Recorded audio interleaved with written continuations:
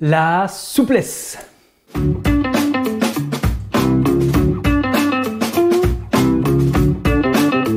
Bonjour à toutes et à tous, c'est Cédric, votre exauceur de rêves immobiliers. J'espère que vous allez bien. N'oubliez pas, vous êtes libre de télécharger gratuitement notre guide Comment vendre mon bien immobilier dans les meilleures conditions pour moi.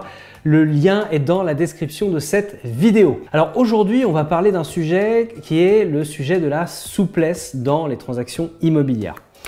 Alors, je vous donne un petit peu mon point de vue par rapport à ça parce que je considère vraiment qu'une vente immobilière, elle doit être, pour être réussie, elle doit être gagnant-gagnant. Ça veut dire que, je dirais même gagnant, gagnant, gagnant.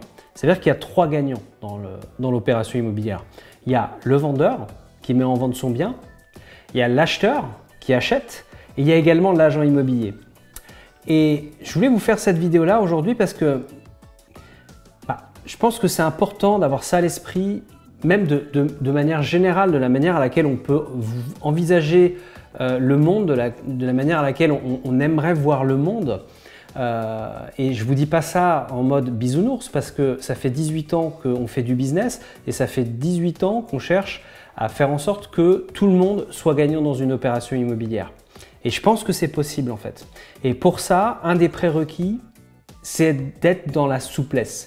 Ça veut dire quoi? Ça veut dire que quand vous êtes vendeur, il faut que vous ayez de la souplesse sur la manière à laquelle vous traitez votre affaire. Par exemple, sur les disponibilités dans les visites.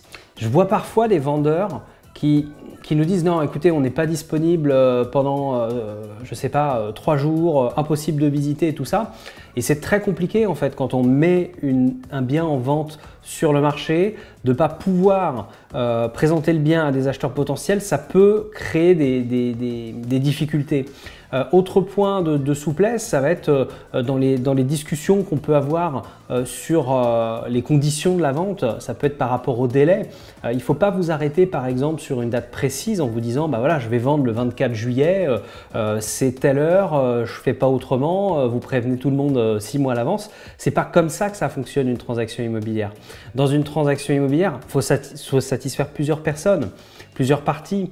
Donc c'est extrêmement important que vous ayez vraiment de la souplesse dans vos transactions immobilières. Et plus vous aurez de la souplesse, plus ça va donner de la fluidité dans la vente et plus elle va être simple à amener à son terme.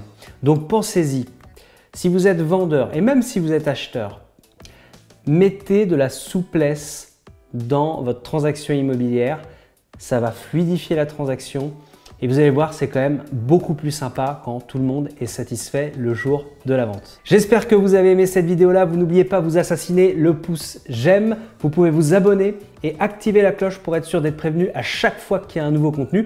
Quant à moi, eh bien, je vous dis à bientôt pour la prochaine vidéo. Ciao, bye bye!